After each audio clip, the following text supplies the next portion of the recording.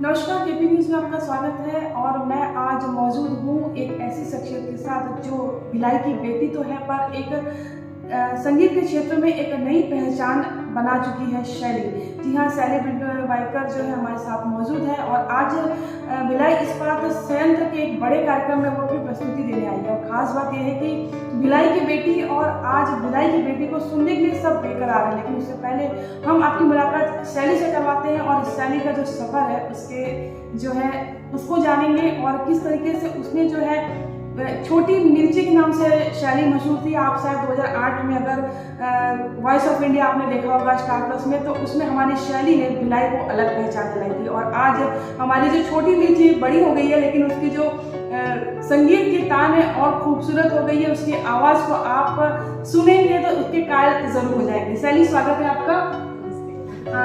शैली, आप 2008 में आपने एक बड़े शो से शुरुआत की थी और अब तक का 14 साल का सफ़र, भिलाई में रहकर मुंबई तक का सफ़र कैसा रहा और कैसे शुरुआत हुई आपकी? बेसिकली मेरा सफ़र 2008 के भी पहले का है। एक्चुअली जब हम 2001 में जब छत्तीसगढ़ एमपी डिवाइड हुआ और मेरे फादर का ट्रांसफर छत्तीसगढ़ हुआ, तब हम यहाँ आए और यहाँ आने के बाद बहुत सारे रास्ते खुले। पता चला कि एक मेट्रो सिटी की लाइफ क्या होती है। तब ये डेवलपिंग शहर था तो बहुत सारी चीज़ें बदलाव भिलाई में भी आ रहा था। लेकिन यहाँ आने के बाद यहाँ के कुछ इनफैक्ट बीएसपी के कॉम्पिटिशन्स में पार्ट लेना जो 2004-05 से शुरू हुआ। उसके बाद 2005 में एक सारेगामा जो रायपुर में ऑर्गेनाइज हुआ था, उसमें मैंने पार्ट लिया, जो टीम उनकी मुंबई से आई थी और उसमें ओपी नैयर जी ने मुझे जज किया था। और मैं तब छोटी थी तो मैं कॉम्पिटिशन की उम्र कितनी? मैं 8 साल की रही थी। 8 से 7 या 8 साल भी थी मैं तब। तो ऐसा कौन सा गाना गाया था कि ओपी नैयर जी आपको सेलेक्ट कर गए? मूवी आई थी सुर मूवी का एक गाना था सुनिधि चौहान जी का, दिल में जागी धड़कन, वो गाया था। और मैं तब बहुत छोटी थी और मैं स्पेशल अपीयरेंस का पार्ट थी, मैं कंपटीशन का पार्ट नहीं थी बिकॉज मैं वो एज ग्रुप में फॉलो नहीं करती थी।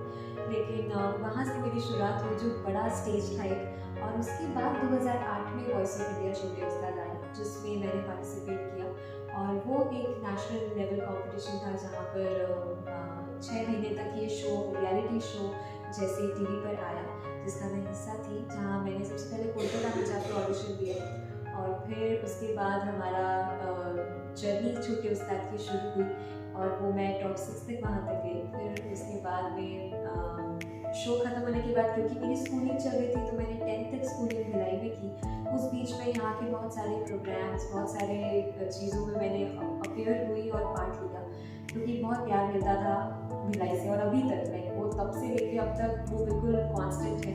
फिर 2011-12 में जब मेरा 10th हुआ यहाँ से, फिर मैं मुंबई शिफ्ट हुई। तो मैंने आप छोटे उस्ताद में आपको टैगलाइन मिली, छोटी तीखी मिर्ची, भिलाई मतलब तीखी मिर्ची, तो वो क्या था?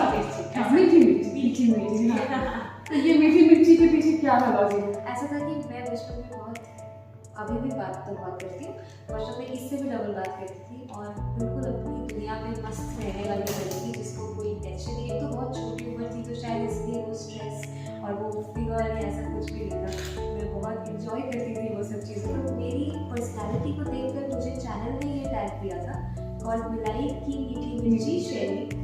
और ऐसे ही मुझे अब तक लोगों को याद है ये चीज़, तो मुझे बहुत खुशी होती है कि लोगों ने बहुत प्यार से और बहुत ध्यान से वो शो देखा है।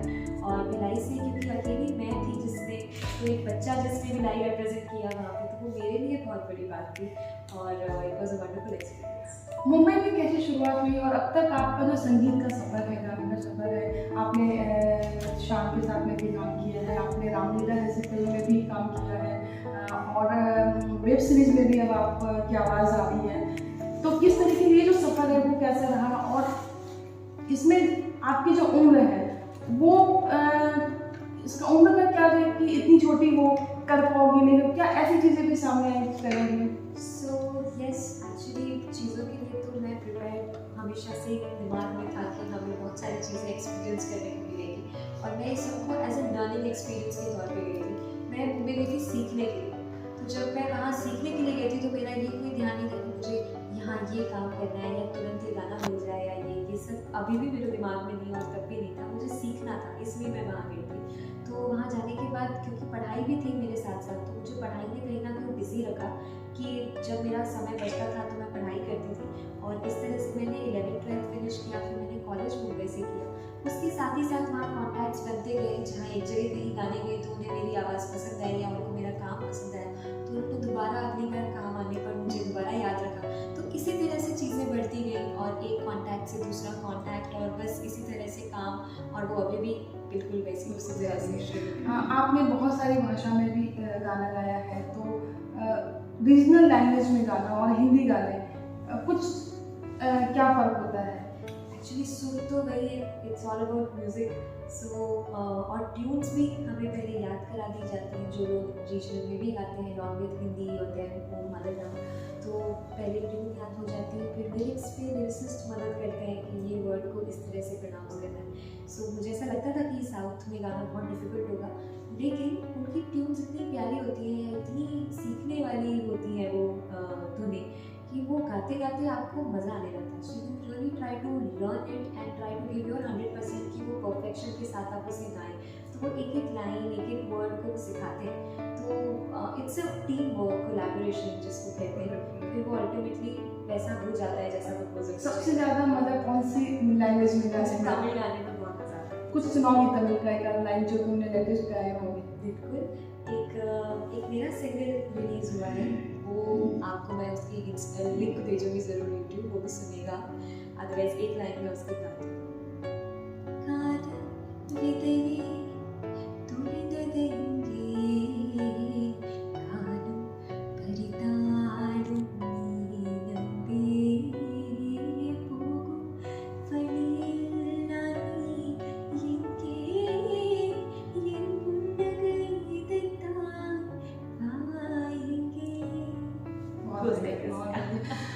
शैली, तुम्हारी जो सफलता है उसके पीछे परिवार का एक अलग योगदान होता है।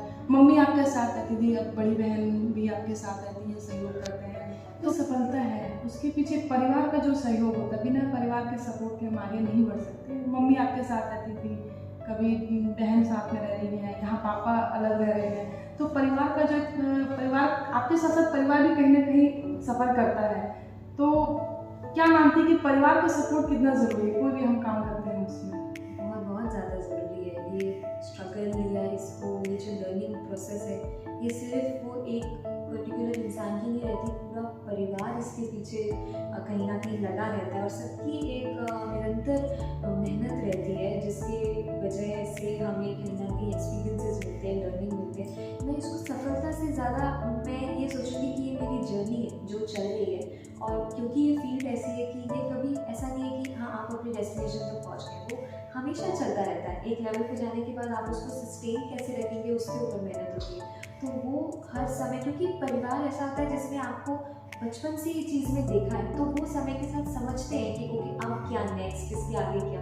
तो of course you can't do anything without your family. Family तो सबसे पहले आती है, क्योंकि परिवार का उन्हीं के लिए रहे, उनके लिए कर रहे हैं, और परिवार का साथ के बिना तो हम आगे कदम भी नहीं चल सकते। भिलाई में कार्यक्रम है आपका, पहले भी कार्यक्रम कर चुकी हूँ, लेकिन आज भिलाई इस्पात संयंत्र ने आपको आमंत्रित किया है। आज पूरा शहर देखेगा, आपके टीचर्स आ रहे हैं, आपके प्रिंसिपल्स आ रहे हैं, आपके साथ के जो साथी हैं वो आ रहे हैं। तो कैसा फील हो रहा है कि आज जो है अपनों के बीच में परफॉर्मेंस करना और प्रोफेशनली परफॉर्मेंस करना कितना अंतर है? एग्जैक्टली, मुझे लिटरली बात करते हुए भी आप कहते हैं बहुत ओवरवेल्म्ड फील हो रहा है कि दिस फील्स लाइक कि मैं अपने रूट्स में वापस आके एक ट्रिब्यूट या एक ग्रैटिट्यूड मैं लोगों को as a thank you present करना चाह रही हूँ विद माई सिंगिंग, कि इतना प्यार उन्होंने अब तक मुझे दिया है from my childhood till now, और ये मुझे निरंतर मिलता रहे हमेशा आगे भी। बस यही इच्छा के साथ कि हमेशा इनके लिए गाती रहूँ, और ये मैं प्रोफेशनल वे से बिल्कुल नहीं कर रही हूँ। आज ऐसा लग रहा है कि मैं अपने परिवार वालों के लिए सिर्फ उनके साथ गाने के लिए आ रही हूँ। आज मेरा एक अलग माइंडसेट है, और जो मेरे साथ टीम आई है मुंबई से, वो लोग भी इक्वली एक्साइटेड है कि शैली का शहर कैसा है, यहाँ के लोग कैसे हैं। और जब उन्होंने हमारी सेट लिस्ट देखी गानों की, जिसमें हमने बहुत सुनने वाले गाने रखे, तो दे वर शॉक कि अच्छा यहाँ पे इतनी सुनने वाली ऑडियंस होती है जिनको संगीत सुनना है। सो मेरे लिए बहुत बड़ी बात है कि ऑडिटोरियम में शो हो रहा है जहाँ सब लोग बैठ के सुनेंगे, और इससे अच्छा मौका एक सिंगर को मिल ही नहीं सकता। जी हाँ, बिल्कुल नहीं मिल सकता शैली। और रही आपकी जो टीम की बात आपने कही कि आपकी टीम के लोग भी इतने एक्साइटमेंट में हैं कि कैसा होगा, यहाँ ऑडियंस कैसी होगी, यहाँ पे प्रोग्राम कैसा होगा। तो क्या आप उनको शहर अभी घुमाया, बचा हुआ है घुमाने के लिए? शहर तो हम रायपुर से जब आ रहे थे बाय फ्लाइट तो उतने रास्ते में जितना कुछ दिखा पाई, अभी तो उतना ही हो पाया, और क्योंकि समय थोड़ा कम है और कल हमारी अर्ली मॉर्निंग फ्लाइट है, लेकिन समय बचा रात के बाद तो थोड़ा सिविक सेंटर का एक चक्कर जरूर लगाऊंगी। जी हाँ, भिलाई आया और सिविक सेंटर ना देखा तो कोई मतलब नहीं है। हरियाज हो गया फिर वो, और क्या मिस करते हो भिलाई को? यहाँ पर मुंबई में मिस कुछ तो क्या मिस करते हो? भिलाई एक अपने आप में एक फीलिंग है, जो आप यहाँ आते हो तो कैसे बिल्कुल एक शांत सुकून भरे एटमॉस्फेयर में रहते हो, क्योंकि मेरा घर है यहाँ, तो मैं यहीं बड़ी हुई हूँ, स्कूल है मेरा यहाँ, मेरे टीचर्स हैं, मेरे कुछ फ्रेंड्स हैं, हमारी कॉलोनी है, वहाँ के लोग हैं, सो वो अपने चेहरे और वो अपनी जगह का एक जो फील होता है ना, इट्स लाइक कमिंग होम, और वो चीज़ कहीं भी आपको नहीं मिल सकती। जी, आपने देखा कि शैली का जो है सफ़र आपने तो जाना, पर जो शैली का जो अपनापन है, भिलाई को लेकर के जो अपनापन है, वो शायद आप समझ पाएंगे। जो भिलाई से उनको तो समझ में आता है कि भिलाई से अगर दूर है तो उन्होंने क्या चीज़ मिस की है और क्या नहीं। KP न्यूज़ में आपने शैली को देखा, और ऐसे ही हम आपको अलग अलग सेलिब्रिटी से हम मिलवाते रहेंगे। मैं कोमल दिनेश से इजाज़त चाहती हूँ। नमस्कार।